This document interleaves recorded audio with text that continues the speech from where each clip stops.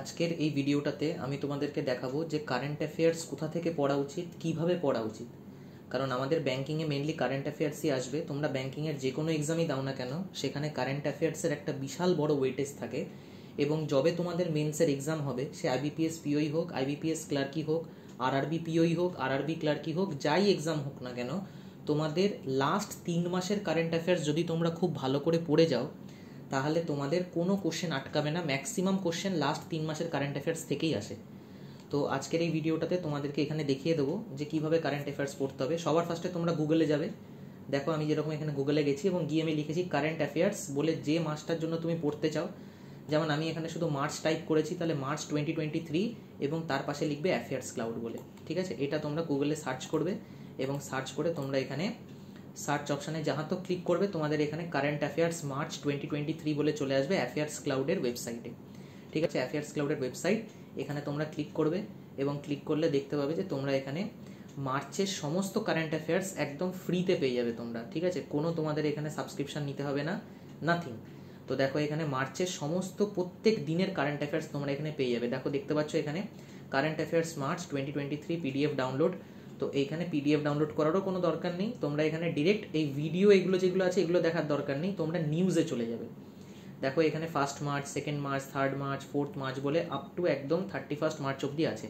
প্রত্যেকটা দিনের individual current affairs তোমরা এখানে পেয়ে যাবে। যেমন সাপোজ ধরো আমি যদি যে কোনো একটা দিনের খুলি, ধরো 14 মার্চ খুললাম এখানে, তাহলে এই 14 মার্চের যত কারেন্ট অ্যাফেয়ার্স আছে, ডেলি কারেন্ট অ্যাফেয়ার্স, তোমরা সব এখানে পেয়ে যাবে অ্যালং উইথ ফটোজ। এটা হচ্ছে সব থেকে ভালো জিনিস মানে অ্যাফেয়ার্স ক্লাউডে, যেটা আমি বলবো যে এখানে ফটো দেওয়া থাকে।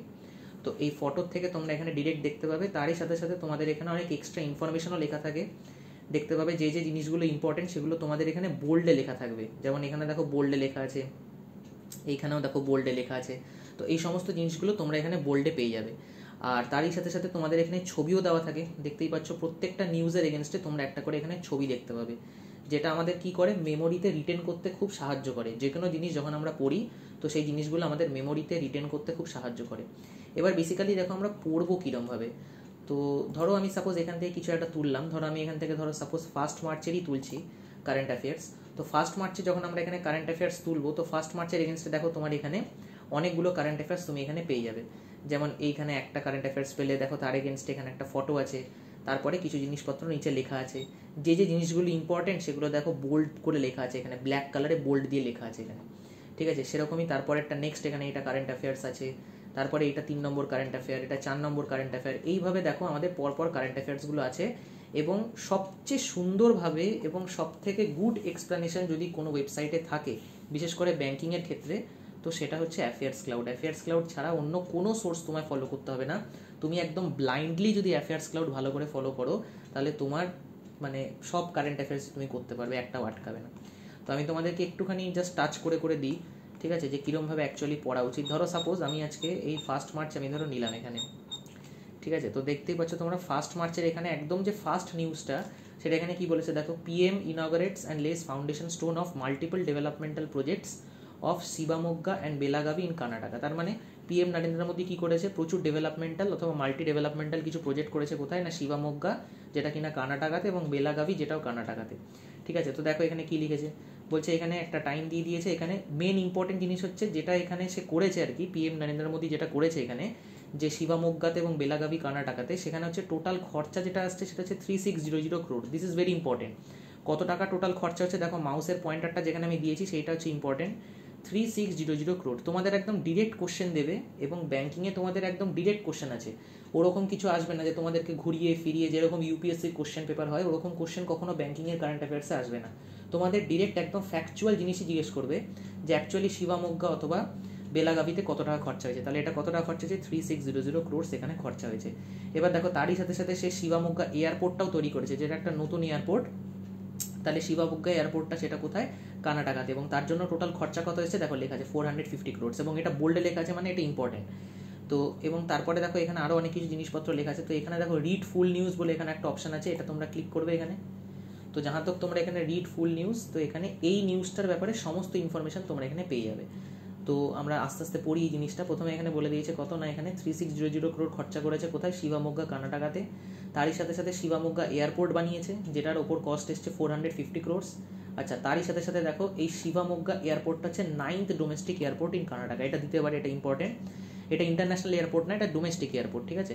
তো এটা হচ্ছে 9th ডোমেস্টিক এয়ারপোর্ট হচ্ছে কোথায় না, কর্ণাটকার। বাকি এগুলো কিছু ইম্পর্টেন্ট না। আদার ডেভেলপমেন্টাল প্রজেক্টস দিয়েছে দেখো এখানে, কিছু রেলওয়ে প্রজেক্টস এখানে করেছে, এটাও অতটা ইম্পর্টেন্ট না যে কোথা থেকে কোথায় রেলওয়ে লাইন আমরা কনস্ট্রাক্ট করছি, এটা বোর্ডে লেখা থাকলেও এটা ইম্পর্টেন্ট না আমাদের অনুযায়ী, বিশেষ করে এক্সাম অনুযায়ী, ঠিক আছে। আর এখানে কি বানিয়েছে দেখো এখানে রোড ডেভেলপমেন্টাল প্রজেক্টস, এটাও ইম্পর্টেন্ট না। মাল্টিভিলেজ স্কিমস, এটাও খুব একটা ইম্পর্টেন্ট না। স্মার্ট সিটি প্রজেক্টস, হ্যাঁ এটা দেখো, PM also inaugurated 44 smart city projects in Shivamogga. দেখেছো এখানে তোমাদেরকে কোশ্চেন আসতে পারে যে পিএম নরেন্দ্র মোদী শিবামোগ্গাতে কতগুলো স্মার্ট সিটি প্রজেক্টস করেছে, তাহলে আনসার কি হবে 44 স্মার্ট সিটি প্রজেক্টস, ঠিক আছে। তো তারই সাথে সাথে দেখো এখানে নিচে কি করেছে যে পিএম লেজ foundation stone of projects worth more than 2700 crore in Belagavi Karnataka. তাহলে বেলাগাভিতে কত খরচা করেছে, 2700 ক্রোর খরচা করেছে, আর শিবামোগ্গাতে 3600। তাহলে দেখো এটা আমি যদি পড়তে হয় আমাকে, তাহলে আমি এটাকে খুব লজিক্যালি মনে রাখবো যে 27 আর 36 দুটোই 9-এর মাল্টিপল। তো আমার তো এখানে ক্লিয়ারই হয়ে গেল যে বেলাগাভিতে 2700 ক্রোর খরচা করেছে আর শিবামোগ্গাতে 3600 ক্রোর খরচা করেছে। তো এইভাবে অ্যাকচুয়ালি পড়া উচিত তোমার, তাহলে দেখবে সব কিছু আমরা মেমোরিতে রিটেন করতে পারবো। যে কোনো জিনিসকেই একটা পয়েন্টের সাথে আরেকটা পয়েন্টকে কানেক্ট করার চেষ্টা করবে তোমরা সবসময়, তাহলে ভালো করে মেমোরিতে রিটেন করতে পারবে। তাহলে এখানে দেখো দেখেছি 2700 crore Belagavi কর্ণাটকাতে, and also distributed the 13 instalment amount of এত আন্ডার প্রধানমন্ত্রী কিষাণ সম্মান নিধি পিএম কিষাণ স্কিম, ঠিক আছে, through direct benefits transfer to over 8 crore beneficiaries. এবং সে কী করেছে, 13th ইনস্টলমেন্টটাকে এখানে দিয়েছে 16,000 ক্রোরের রেসপেক্টে। সেটা কোন স্কিমের আন্ডারে, প্রধানমন্ত্রী কিষাণ সম্মান নিধি স্কিম। তো যেটা দিয়েছে যেরকম সেটা সেখানে দেখতে পাচ্ছ তোমরা। এবং তারই সাথে সাথে এখানে কি বলেছে দেখো, এখানে মন কি Baat highlights PM Modi launch ই সঞ্জীবনী অ্যাপ। তাহলে ই সঞ্জীবনী অ্যাপ যেটা আছে মন কি বাতে, সেটাও এখানে লঞ্চ করেছে, ঠিক আছে, ই সঞ্জীবনী অ্যাপ। এবার ই সঞ্জীবনী অ্যাপটা কি সেটার ব্যাপারেও তোমরা এখানে পেয়ে যাবে, সেটার ব্যাপারে এখানে নিশ্চয়ই লেখা থাকবে নিচে কোথাও না কোথাও। এই যে e Sanjeevani represents a second vertical which serve citizens both in এটা। আচ্ছা, এটা হচ্ছে তোমার একটা flagship program government of India, এবং এটা হচ্ছে ডেভেলপ করেছে কারা না, সিড্যাক মোহালি পাঞ্জাবে। আর ই সঞ্জীবনী অ্যাপ অফার করে দেখো patient registration, token generation, queue management, audio video consultation with a doctor. এটা অতটা ইম্পর্টেন্ট না, জাস্ট জেনে রাখার জন্য তোমরা জেনে রাখতে পারো, বাকি এখান থেকে তেমন আর কিছু ইম্পর্টেন্ট না। তাহলে আমি যদি বলি এই নিউজটার মেন ইম্পর্টেন্ট জিনিস কি অথবা মেন ইম্পর্টেন্ট সামারি কি, তো মেন ইম্পর্টেন্ট সামারি হচ্ছে যে এখানে পিএম নরেন্দ্র মোদী কী করেছে, শিবামোগ্গা এবং বেলাগাভিতে তোমার একটা প্রজেক্ট করেছে। শিবামোগ্গাতে 3600 ক্রোর খরচা করেছে, বেলাগাভিতে 2700 ক্রোর খরচা করেছে। তারই সাথে সাথে শিবামোগ্গা একটা এয়ারপোর্ট এসছে 450 কোটি টাকার, এবং এই শিবামোগ্গা এয়ারপোর্টটা হচ্ছে 9th domestic airport in Karnataka. বাকি হচ্ছে তোমার এখানে 44 খানা, আমরা এখানে কি দেখলাম, স্মার্ট সিটি প্রজেক্টস। এই যে 44 খানা স্মার্ট সিটি প্রজেক্টস এখানে শিবামোগ্গাতে করেছে, আর বেলাগাভিতে 2700 ক্রোর খরচা করেছে। এখানে একটা 13 ইনস্টলমেন্ট সে দিয়েছে কত টাকার, 16,000 ক্রোরের, আন্ডার প্রধানমন্ত্রী কিষাণ সম্মান নিধি স্কিম। ব্যাস এইটুকু তোমাদের এখান থেকে শুধু লাগবে, বাকি আর তেমন এখানে কিছু লাগবে না। এটা গেল আমাদের ফার্স্ট নিউজ। এবার দেখো নেক্সট নিউজ আমরা আসি। ফার্স্ট নিউজ এখানে এতদূর অবধি পড়া হচ্ছে মোর দ্যান সাফিসিয়েন্ট। নেক্সট কি বলেছে দেখো, India's first container feeder service launch between Chennai Puducherry ports, hope 7 flagged of from Chennai. তার মানে কি, এখানে ইন্ডিয়ার হচ্ছে প্রথম কন্টেনার ফিডার সার্ভিস লঞ্চ করা হয়েছে। তার মানে কন্টেনার ফিডার সার্ভিস মানে বুঝতে পারছো, কন্টেনার ফিডার সার্ভিস কথাটার মানেটা হচ্ছে যে যেগুলোর মধ্যে তোমার খাবার নিয়ে আসা করা হয়, সেই কন্টেনার ফিডার সার্ভিস আর কি। তো এটা কোথা থেকে কোথায় লঞ্চ করা হয়েছে, চেন্নাই তো পুদুচেরি হয়েছে, এবং এই কন্টেনার ফিডার শিপটার নাম হচ্ছে হোপ 7, ঠিক আছে। তো এটা শুধুমাত্র তোমরা জানবে কোথার থেকে কোথায় লঞ্চ করা হয়েছে, চেন্নাই তো পুদুচেরি, এটুকু জানলেই হবে। আর এটা কি করবে, এটা হচ্ছে তোমার এই সাগরমালা প্রজেক্টটা যেটা, সেটা হচ্ছে গভর্নমেন্ট অফ ইন্ডিয়ার একটা ফ্ল্যাগশিপ প্রোগ্রাম।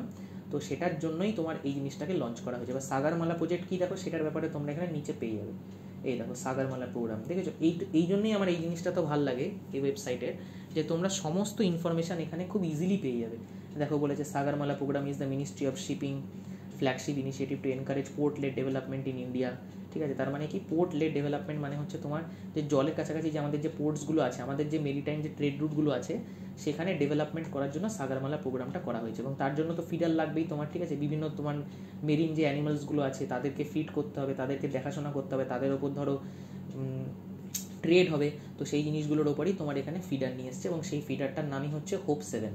সেটাকে কোথার থেকে ফ্ল্যাগ অফ করেছি, চেন্নাই থেকে, এবং সেটা হচ্ছে তোমার চেন্নাই পুদুচেরি পোর্টের মধ্যে ফার্স্ট কন্টেনার ফিডার সার্ভিস যেটাকে লঞ্চ করা হয়েছে। ব্যাস এইটুকুই তোমার এখানে লাগলো। নেক্সট দেখো আমরা এখানে নিচে চলে আসি, union minister Purushottam Rupala launch 3 national flagship programs at ICAR CIBA Chennai. 3টে ফ্ল্যাগশিপ প্রোগ্রাম এখানে লঞ্চ করেছে। তো 3টে ফ্ল্যাগশিপ প্রোগ্রামের নাম তোমাকে জানতে হবে। ফার্স্ট ফ্ল্যাগশিপ প্রোগ্রামের নাম কি লিখেছে এখানে, চলো দেখি, রিড ফুল নিউজ দেখি। তো রিড ফুল নিউজ যদি আমরা এখানে করি, কি করেছে এখানে, 3 ফ্ল্যাগশিপ প্রোগ্রামস, এই দেখো লঞ্চ হচ্ছে national surveillance programme for aquatic animal disease. এবার এইটার জন্য তোমার এখানে ফুল ফর্মটা জানতে হবে, এটা ইম্পর্টেন্ট। তো NSPAAD ফুল ফর্ম দেখো, national surveillance programme for aquatic animal diseases. এবং তারই সাথে সাথে দেখো genetic improvement program for penaeus indicus, এটা হচ্ছে GIPPI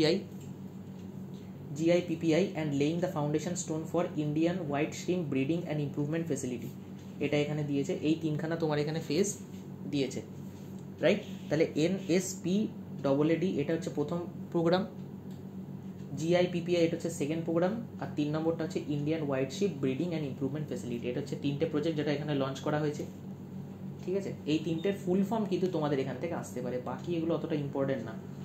আর একটা হচ্ছে কতটা আমাদের এখানে টাকা লাগছে সেটাও একটু ইম্পর্টেন্ট দেখে নাও, যে NSPAAD এখানে কত টাকা খরচা করেছে দেখো, এখানে দেখতে পাবে ইমপ্লিমেন্ট, এই দেখো 33.80 crores এখানে খরচা করা হয়েছে NSPAAD এর জন্য। এবং তারই সাথে সাথে GIPPI এর জন্য তোমার টোটাল খরচা করেছে হচ্ছে 25 crores, ঠিক আছে। আর হচ্ছে তোমার এখানে অ্যাকোয়াটিকের জন্য কত খরচা করেছে, অ্যাকোয়াটিকের জন্য কিছু লেখেনি এখানে, অ্যাকোয়াকালচার লেখেনি, যাই হোক। তো এরকম আর কি, মানে কতটা অ্যামাউন্ট খরচা করেছে এটাও কিন্তু ইম্পর্টেন্ট রোল প্লে করে আমাদের জিকেতে বিশেষ করে। তো এটা তোমরা একটুখানি দেখে নেবে, ঠিক আছে। তো এটা গেল আমাদের থার্ড পোর্শন গেল। 4 নম্বরটা কি দিয়েছে দেখো এখানে, government approves 2880 megawatt Dibang MPP in AP. মানে দিবাং তো তোমরা জানো, দিবাং লোহিত আমাদের কোথায়, অরুণাচল প্রদেশে থাকে। তাহলে এপি মানে এখানে অন্ধ্রপ্রদেশ, ডেফিনেটলি একটা অরুণাচল প্রদেশ বলবে। দিবাং লোহিত যে রিভারটা আমাদের এখানে থাকে, ব্রহ্মপুত্র যেখান থেকে অরিজিনেট করছে। তাহলে উইথ ইনভেস্টমেন্ট অফ 3.9 বিলিয়ন, তাহলে এখানে একটা হাইড্রো পাওয়ার প্রজেক্ট প্ল্যান করেছে আর কি বেসিক্যালি। তো 2880 মেগাওয়াট দিবাং মাল্টিপারপাস, এটাই দেখো অরুণাচল প্রদেশ, দেখেছো। তাহলে অরুণাচল এটা হচ্ছে largest ever hydro power project, has got approval from the government of India with an investment of approximately 3.9 billion. তো এটা হচ্ছে, এটা কি করবে, এটা হচ্ছে তোমার largest ever hydro power project, এটা ইম্পর্টেন্ট। এবং এটা কোথায় হয়েছে, অরুণাচল প্রদেশে। এটা হচ্ছে কত মেগাওয়াটের হয়েছে, তো এটা কত মেগাওয়াটের হয়েছে দেখো, 2880 মেগাওয়াটের হয়েছে। এটার নাম হচ্ছে দিবাং মাল্টিপারপাস প্রজেক্ট। তো এবং এটার টোটাল কস্ট কত এসছে, 3.9 বিলিয়ন, এটা হচ্ছে আমার টোটাল কস্ট এখানে এসছে, ঠিক আছে। এই হচ্ছে কি পয়েন্টস, এখানে আর কিছু লাগবে না, এখানে এইটুকুই শুধু ইম্পর্টেন্ট যে আমার এখানে একটা মানে একটা মাল্টিপারপাস প্রজেক্ট এখানে তৈরি করা হয়েছে অরুণাচল প্রদেশে, যেটা টোটাল হচ্ছে তোমার ওয়াট হচ্ছে 2880 মেগাওয়াট এবং টোটাল খরচা এসছে 3.9 বিলিয়ন, ব্যাস এইটুকু ইম্পর্টেন্ট। নেক্সট কি বলছে দেখো, government launches GSE portal for social media complaints. তাহলে সোশ্যাল মিডিয়া কমপ্লেন্টসের জন্য এখানে কে না, রাজীব চন্দ্রশেখর, যে হচ্ছে union minister of state, ministry of electronics, ministry of electronics and information technology, তারা লঞ্চ করেছে দেখো GSE পোর্টাল। এবার GSE ফুল ফর্ম তোমাকে জানতে হবে, দেখো লিখেছে গ্রিভেন্স অ্যাপিলেট কমিটি পোর্টাল। এটা একটা লঞ্চ করেছে যাতে করে তোমার সোশ্যাল মিডিয়া যে কমপ্লেন্টসগুলোতে সেগুলোতে যাতে তোমার ইজিলি রিজলভ করা যায়। তো সেই হিসেবে দিয়েছে, এটা একটা অ্যাপ লঞ্চ করেছে, ব্যাস। তো GSEর এখানে ফুল ফর্মটাই ইম্পর্টেন্ট ম্যাক্সিমাম, আর তেমন এখানে কিছু ইম্পর্টেন্ট না। এবং কোন মিনিস্ট্রির আন্ডারে লঞ্চ করা হয়েছে সেটাও ইম্পর্টেন্ট, যেমন এখানে মেটের আন্ডারে লঞ্চ করা হয়েছে। তোমরা জানবে যে ম্যাক্সিমাম যে ডিজিটাল যে জিনিসগুলো আমাদের যেগুলো লঞ্চ করা হয়, তো সেই সমস্ত ডিজিটাল জিনিসগুলোই আমাদের মিনিস্ট্রি অফ ইলেকট্রনিক্স এবং ইনফরমেশন টেকনোলজির আন্ডারেই আসে। এবং তার ইউনিয়ন মিনিস্টারের নামও তোমরা জেনে রাখবে, রাজীব চন্দ্রশেখর, ঠিক আছে। এটা হয়ে গেল। নেক্সট কি বলছে দেখো, Australia's Dickens university set to become the first foreign university to have a campus in India. এটা খুব ইম্পর্টেন্ট যে অস্ট্রেলিয়ার এই ডেকিন ইউনিভার্সিটিটা আমাদের ইন্ডিয়াতে প্রথম ক্যাম্পাস তৈরি করছে, ঠিক আছে, অস্ট্রেলিয়ার এই ডেকিন ইউনিভার্সিটি। তো ব্যাস এটাই important, Deakin university from Australia set to become the first foreign university to set up a campus in India. আচ্ছা, এটা কোথায় হবে সেটাও দেখো লিখেছে, the independent campus will set in Gujarat international gift সিটিতে আর কি। তাহলে Gujarat international finance tech city in Gujarat Gandhinagar এটাকে সেট আপ করা হচ্ছে। তো ব্যাস এটাই ইম্পর্টেন্ট এখানে, যে অস্ট্রেলিয়ার কোন ইউনিভার্সিটি হচ্ছে, তুমি বলবে স্যার ডিকেন ইউনিভার্সিটি হচ্ছে, যেটা ইন্ডিয়াতে ক্যাম্পাস প্লেসমেন্ট দিচ্ছে। এবং ইন্ডিয়ার কোন জায়গায় হচ্ছে, তাহলে আনসার হবে ইন্ডিয়ার গুজরাট গান্ধীনগরে হচ্ছে, ব্যাস এইটুকুই। নেক্সট কি বলেছে দেখো, union minister doctor Mansukh Mandaviya inaugurates 2-day Chintan Shivir. Chintan Shivir হচ্ছে তোমার একটা ইনগরেট করেছে কে, মানসুখ মান্ডাভিয়া, যে হচ্ছে union minister for health and family welfare. তো সে অ্যাকচুয়ালি কী করেছে, চিন্তন শিবির অর্গানাইজ করেছে। চিন্তন শিবিরটা হচ্ছে তোমার ড্রাগসের ওপরে, কোয়ালিটি রেগুলেশনস এন্ড এনফোর্সমেন্ট, এবং সেটার ওপরে তোমার এখানে ডক্টর মানসুখ মান্ডাভিয়া এটা একটা ইউনিয়ন মিনিস্টার সে কী করেছে, ইনঅগারেট করেছে। ব্যাস এইটুকু ইম্পর্টেন্ট, এখানে আর কিছুই না, তেমন আর কিছু জানতে হবে না। শুধু এইটুকু জেনে রাখো যে চিন্তন শিবির কিসের ওপর হয়। তো চিন্তন শিবিরের আনসার হচ্ছে ড্রাগসের ওপর। ড্রাগসের কোয়ালিটি, রেগুলেশন এবং এনফোর্সমেন্ট করার জন্য চিন্তন শিবিরকে অর্গানাইজ করা হয়েছে। বেসিক্যালি ড্রাগ রিলেটেড আর কি এটা একটা ব্যাপার। কে ইনঅগারেট করেছে, মানসুখ মান্ডাভিয়া। মানসুখ মান্ডাভিয়া হচ্ছে মিনিস্ট্রি অফ হেলথ। ব্যাস এইটুকু হয়ে গেল। Next, DST and Fraunhofer ISC science LOI on hydrogen and clean energy technologies. ঠিক আছে, সো এলওআই মানে হচ্ছে লেটার অফ ইন্টেন্ট এটাকে বলে। ঠিক আছে, তো লেটার অফ ইন্টেন্ট, যেমন এমওইউ মানে হচ্ছে মেমোরেন্ডাম অফ আন্ডারস্ট্যান্ডিং, সেরকমই এলওআই মানে হচ্ছে লেটার অফ ইন্টেন্ট। তাহলে কারা কারা মিলে করেছে, DST full form department of science and technology, দেখো লেখা আছে, এবং ফ্রনহফার আইএসসি, এরা কি করেছে, তোমার ক্লিন এনার্জি এবং হাইড্রোজেন টেকনোলজির ওপর একটা এলওআই সাইন করেছে। আর এখানে কিছু ইম্পর্টেন্ট, শুধু এদের নামটা জানাটা ইম্পর্টেন্ট, যে কারা কারা মিলে লেটার অফ ইন্টেন্ট সাইন করেছে হাইড্রোজেন এবং ক্লিন এনার্জি টেকনোলজিতে। তাহলে তুমি বলবে স্যার প্রথম হচ্ছে ডিএসটি, যার নাম হচ্ছে department of science and technology, কাদের সাথে করেছে, ফ্রনহফার আইএসসি। এইটুকু শুধু তোমাদের মনে রাখতে হবে এখানে। ঠিক আছে, আর একটু ভালো হয় যদি তোমরা ফ্রনহফার এখানে এটা কাদের আর কি সেটা একটুখানি যদি আমরা জানতে পারি এখান থেকে, তাহলে ক্লিয়ার হবে। তো এটা হচ্ছে তোমার জার্মানি বেসড। আচ্ছা, তাহলে ফ্রনহফার আইএসসি হচ্ছে তোমার জার্মানি বেসড। তাহলে তোমরা এটুকু জানবে যে এটা ইন্ডিয়া আর জার্মানির মধ্যেই এলওআইটা সাইন করা হয়েছে হাইড্রোজেন এবং ক্লিন এনার্জি টেকনোলজির উপরে। ঠিক আছে, জার্মানির যে কোম্পানিটার নাম, তার নাম হচ্ছে Germany based Fraunhofer institute of solar energy systems. তাহলে এটা হচ্ছে জার্মানির কোম্পানি। আচ্ছা, তো তারপরে দেখো এখানে কি বলেছে, আরবিআই Q3 FY23 মানে হচ্ছে কোয়ার্টার 3, FY23 মানে ফাইন্যান্সিয়াল ইয়ার 23 স্ট্যাটিস্টিক্স রিপোর্ট দিয়েছে যে ব্যাংক ক্রেডিট গ্রোথ রেট হচ্ছে 16.8% হয়েছে, আর ডিপোজিট গ্রোথ রেট হচ্ছে 10.3% হয়েছে। তো তোমরা জানো যে আরবিআই কী করে, 4টে কোয়ার্টার, কোয়ার্টার মানে হচ্ছে 3 মাস অন্তর অন্তর, আমাদের তো টোটাল 12 মাস হয়, তাহলে 12কে তুমি 3 দিয়ে যদি ভাগ করো তাহলে কত আসবে, 4 আসবে। তাহলে ওই জন্য আমাদের টোটাল 4টে কোয়ার্টার হয়। ঠিক আছে, এটা যেমন কোয়ার্টার 3 দিয়েছে, সেরকমই কোয়ার্টার 1, কোয়ার্টার 2, কোয়ার্টার 3, কোয়ার্টার 4 এরকমভাবে আসবে। তাহলে আরবিআই কোয়ার্টার 3তে কী পেয়েছে, যে ব্যাংকের ক্রেডিট রেট 16.8% গ্রো করেছে, আর ব্যাংকের ডিপোজিট রেট 10.3% গ্রোথ করেছে। তো এটা তোমার অতটা ইম্পর্টেন্ট না, আমরা actually financial year as a whole আমরা হিসেবে দেখি যে কতটা ক্রেডিট রেট গ্রোথ করেছে, অথবা কতটা রেপো রেট কী হয়েছে না হয়েছে, রিভার্স রেপো কী হয়েছে না হয়েছে, ব্যাংক রেট কী হয়েছে না হয়েছে। ঠিক আছে, তো অ্যাজ আ হোল এটা আমাদের দেখি, বাট এটা তোমরা জাস্ট ইনফরমেশনের জন্য জেনে রাখতে পারো, না জানলেও কোনো ক্ষতি নেই যে ব্যাংকের ক্রেডিট রেট এত হয়েছে আর গ্রোথ রেট এত হয়েছে। তো এবার নেক্সট আমরা চলে আসি, দেখো এইখানে এই যে রিজার্ভ ব্যাংকের ব্যাপারে দেখো নিচে তোমরা এখানে কিছু অ্যাবাউট সেকশনে পাবে, এটা ইম্পর্টেন্ট, যে গভর্নরকে পিওনেসার শক্তিকান্ত দাস, ডেপুটি গভর্নর্সকে মহেশ কুমার জৈন, মাইকেল দেবব্রত পাত্র, এম রাজেশ্বর রাও, টি রবিশঙ্কর, আর হেডকোয়ার্টার হচ্ছে মুম্বাই মহারাষ্ট্রতে। এস্টাবলিশমেন্ট হয়েছে 1 এপ্রিল 1935, এটা খুব ইম্পর্টেন্ট আমাদের। ঠিক আছে, তো সমস্ত কিছুর ইনফরমেশন তোমরা এখানে নিচে নিচে পেতে থাকবে। সেরকমই দেখো এখানে নিচে দিয়েছে আরবিএল ব্যাংক কী করেছে, টাই আপ করেছে ইন্ডিয়ার এক্সিম ব্যাংকের সাথে for cross border payments. Cross border payments মানে হচ্ছে তোমার অন্যান্য কান্ট্রিজের যখন আমাদের ইন্ডিয়ার কোনো জিনিস যখন এক্সপোর্ট করা হয় তখন সেখানে ক্রস বর্ডার পেমেন্ট আছে। ক্রস বর্ডার মানে বর্ডার কোন কোন জায়গায় থাকবে, যেমন ইন্ডিয়া বাংলাদেশের বর্ডার, ইন্ডিয়া চায়নার বর্ডার, ইন্ডিয়া পাকিস্তান বর্ডার। তো বর্ডার ক্রস বর্ডার পেমেন্টস মানেই হচ্ছে একটা দেশের সাথে আরেকটা দেশের যখন পেমেন্ট হচ্ছে। তো একটা দেশের সাথে আরেকটা দেশের পেমেন্ট কখন হবে, যখন কোনো না কোনো কিছু ট্রেড হবে, কোনো না কোনো জিনিসকে যখন আমরা ইম্পোর্ট করবো অথবা এক্সপোর্ট করবো তখন। তো সেটাই বলেছে আরবিএল ব্যাংক যেটা, সেটা কি করেছে, ইন্ডিয়ার এক্সিম ব্যাংক, এই যে Exim stands for export import bank. ঠিক আছে, ওই জন্যই এক্সিম ব্যাংক এটার নাম। কিসের জন্য না, ক্রস বর্ডার পেমেন্টের জন্য। তো দেখো খুব লজিক্যাল, মানে এমনও না যে জিকে তোমাকে সব কিছু মুখস্থ করতে হবে, কিছু কিছু জিনিস তুমি লজিকও লাগাতে পারো, যে এক্সপোর্ট ইম্পোর্ট ব্যাংক যখনই আমাদের আসছে এখানে, তার মানে তারা কি করবে, কোনো না কোনো জিনিস এক্সপোর্ট ইম্পোর্টের কাজ করবে, তো তারাই এখানে লাগিয়েছে। ব্যাস, এখানে আর কিছু ইম্পর্টেন্ট দিয়েছে কি এবার দেখে নি, দাঁড়াও, এখানে আর তো কিছু এখানে কিছু বোল্ডে লেখা নেই, তো আর তেমন এখানে কিছু ইম্পর্টেন্ট না, শুধু এইটুকুই তোমাকে জানতে হবে যে আরবিএল ব্যাংক এই ইন্ডিয়ান এক্সিম ব্যাংকের সাথে টাই আপ করেছে ক্রস বর্ডার পেমেন্টের জন্য। ব্যাস এইটুকুই। নেক্সট কি বলছে দেখো, Aditya Birla Sun Life insurance launch the life insurance plan ABS-LI Nishchint Ayush plan. আচ্ছা, নিশ্চিন্ত আয়ুষ প্ল্যান সে লঞ্চ করেছে কারা, না Aditya Birla Sun Life insurance. তো ABS-LI নিশ্চিন্ত আয়ুষ প্ল্যান, এই নিশ্চিন্ত আয়ুষ প্ল্যানের ব্যাপারে একটু জেনে নাও যে এখানে কী কী প্ল্যান আছে। দেখো এখানে প্ল্যানের সম্বন্ধে এখানে ডেফিনেটলি লিখবে যে প্ল্যানগুলো কী কী, এটা লিখেছে কি ফিচার্স। ম্যাক্সিমাম এন্ট্রি এই প্ল্যানটার জন্য 55 ইয়ার্স, মানে 55 বছর অবধি তুমি এখানে এন্ট্রি পাবে। মিনিমাম এন্ট্রি হচ্ছে 30 দিনে, আর মিনিমাম অ্যানুয়ালাইজড প্রিমিয়াম তোমাকে এখানে দিতে হবে 30,000 টাকা। তাহলে মিনিমাম তোমাকে এখানে একটা প্রিমিয়াম অ্যানুয়ালাইজড মানে বছরে দিতে হবে 30,000 টাকা।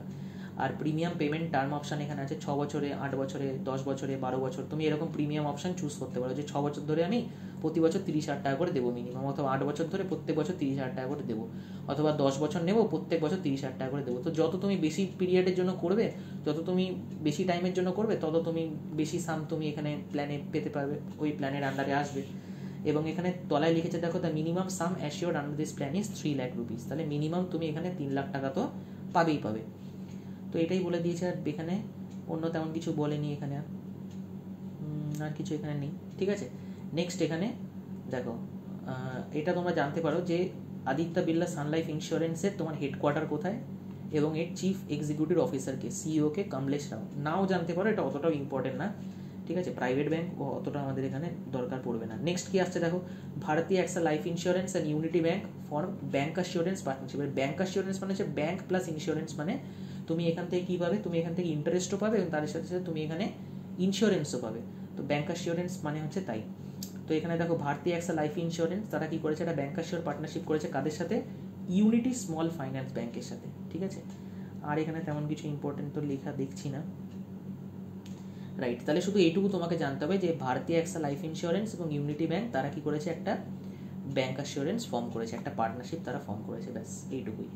নেক্সট কি বলেছে দেখো, বিওএম মানে bank of Maharashtra and Experian India collaborate to offer cutting edge solutions and digital security. Cutting edge solutions and digital security মানে হচ্ছে ডিজিটাল সিকিউরিটির উপর তারা এখানে হাত মিলিয়েছে একসাথে দুজনে। কারা কারা, বিওএম মানে ব্যাংক অফ মহারাষ্ট্র এবং এক্সপিরিয়েন ইন্ডিয়া। ঠিক আছে, তারা দুজন একসাথে হাত মিলিয়েছে, হাত মিলিয়ে তারা এই জিনিসটা করেছে। ব্যাস, এখানে আর অতটা ইম্পর্টেন্ট না, শুধু এইটুকু জানতে হবে তোমাকে যে কারা কারা ডিজিটাল টেকনোলজি সলিউশনের উপর করেছে। তাহলে তুমি এখানে বলবে যে এম্পিরিয়ান ইন্ডিয়া করেছে, কাদের সাথে, বিওএম মানে ব্যাংক অফ মহারাষ্ট্রের সাথে। ব্যাস এইটুকু, এত ডিটেলে এখানে আমাদের কিচ্ছু করতে লাগে না। ঠিক আছে, নেক্সট দেখো এখানে অ্যাওয়ার্ডস অ্যান্ড রেকগনিশন, এটা important. 2022 best FIFA world awards, football awards, Argentina's Lionel Messi and Spain's Alexia Putellas won player of the year awards. তাহলে এখানে দেখো দিয়েছে, তারা এখানে জিতেছে, সেই ব্যাপারে দিয়েছে। কারা কারা কোন দেশের থেকে সেটাও একটু জেনে রেখো। ঠিক আছে, দেখো এখানে দেবে নিশ্চয়ই, দেখো চার্ট দিয়ে দিয়েছে, দেখেছো এই চার্ট দিয়ে দিয়েছে, মানে আমাদের অন্য কিছু পড়ার দরকারই নেই। বেস্ট ফিফা মেন্স প্লেয়ার হয়েছে লিওনেল মেসি, কোন দেশ থেকে তোমরা সবাই জানো, Argentina. Best FIFA women's player দেখবে অ্যালেক্সিয়া পুটেলাস, এই স্পেনের থেকে বিলং করে। আর তারই সাথে সাথে ক্লাব দিয়েছে, ক্লাব না জানলেও চলবে তোমাদের, বাট কান্ট্রি কোথার থেকে বিলং করে সেটা কিন্তু তোমাদের জানতে হবে। তেমনই বেস্ট ফিফা মেন্স গোলকিপার হচ্ছে, এ দেখো লিখেছে এমিলিয়ানো মার্টিনেজ, এ হচ্ছে Argentina. Best FIFA women's goalkeeper Mary Earps, ঠিক আছে, এ হচ্ছে ইংল্যান্ড থেকে। ফিফার মেন্স কোচ দেখে নাও, তারপর হচ্ছে ফিফার ওমেন্স কোচকে জিতেছে সেটা দেখে নাও।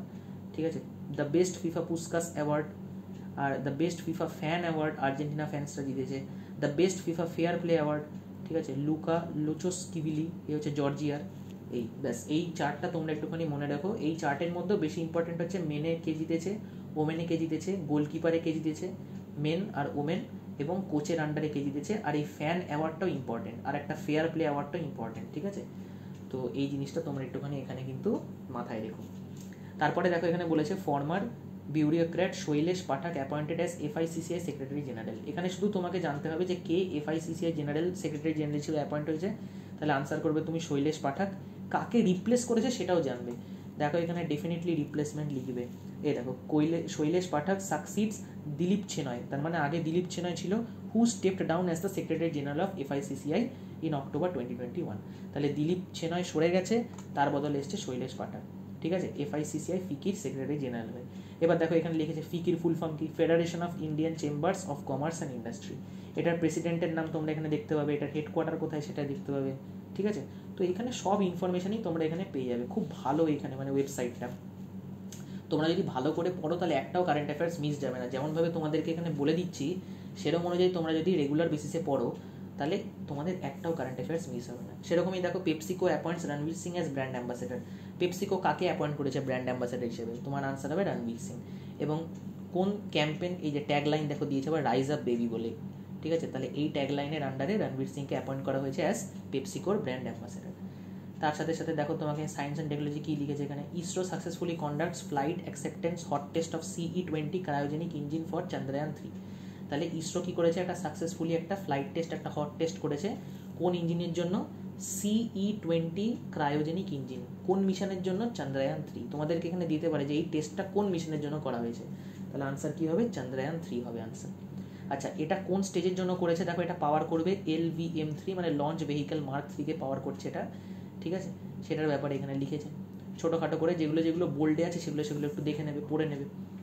তারপরে দেখো ন্যাশনাল সায়েন্স ডে February 28 মানানো হয়, এবং তোমরা সবাই জানো যে ন্যাশনাল সায়েন্স ডে আমরা কাদের জন্য মানাই, সিভি রামানের জন্য, যে নোবেল প্রাইজ পেয়েছে ফিজিক্সে রামান এফেক্টের জন্য। এবং ন্যাশনাল সায়েন্স ডে কবে মানানো হয়, February 28। এটাও তোমাদের আসতে পারে যে কোন দিন আমরা ন্যাশনাল সায়েন্স ডে সেলিব্রেট করি। আচ্ছা, তারই সাথে সাথে দেখো তোমাদের এখানে আসতে পারে যে এবারকার থিম কী ছিল, তাহলে আনসার হবে global science for global wellbeing, এটা হচ্ছে তোমাদের আনসার। ব্যাস এইটুকুই ন্যাশনাল সায়েন্স ডে হয়ে গেল। নেক্সট রেয়ার ডিজিজ ডে, এটা অতটা ইম্পর্টেন্ট না, এটা তোমরা নাও করতে পারো, যদি ইচ্ছায় করতে তাহলে রেয়ার ডিজিজ ডে 2023 এর তোমরা শুধু থিমটা দেখো, তোমাদের ডেট মনে রাখার দরকার নেই। তাহলে এটা থিম হচ্ছে দেখো শেয়ার ইউর কালার্স, ঠিক আছে, এটাই হচ্ছে তোমার রেয়ার ডিজিজ ডে। তারপরে একবার যখন এটা তোমাদের হয়ে গেল, তাহলে একবার যখন তোমাদের এই পুরো পোর্শনটা পড়া হয়ে গেল, তারপর নেক্সট কাজ হবে তোমাদের এটার উপর কুইজটাকে অ্যাটেম্প্ট করা। দেখো এটা তোমরা পুরোটা টোটালটা পড়ে নিলে, তো একবার রিভাইজ করে নিলে, এবার রিভাইজ করার পর তারপর তোমরা এখানে কুইজ অ্যাটেম্প্ট করবে। এখানে ব্যাকে যাবে, ব্যাকে গিয়ে দেখো 1 মার্চের এখানে কুইজ আছে, এই কুইজে এখানে ক্লিক করবে তোমরা। এবার যাহা তো কুইজে ক্লিক করবে, দেখো এখানে বলেছে in which state government of India recently approve the 2880 megawatt Dibang multipurpose. দেখো দিবাং আছে মানে অরুণাচল প্রদেশ, তার মানে অপশন 1 হওয়া উচিত, এই দেখো অপশন 1, ঠিক আছে। নেক্সট কোশ্চেন দেখি, which countries university Deakin is set to become the first foreign, এখনই বললাম যে ডেকিন অস্ট্রেলিয়া, তাহলে দেখো অস্ট্রেলিয়া হবে মানে অপশন 5। চলো তারপর নেক্সট দেখি, which bank has recently sign an agreement with export import bank of India. Export import ব্যাংকের সাথে কারা করলো, এখনই দেখলাম RBL ব্যাংক, তাহলে RBL ব্যাংক হয়ে যাবে answer. Next name the plan, Nishchint Ayush plan, এটা এখনই দেখলাম Aditya Birla Sun Life insurance, তাহলে অপশন 2, এরকমভাবে আনসারিং করবে।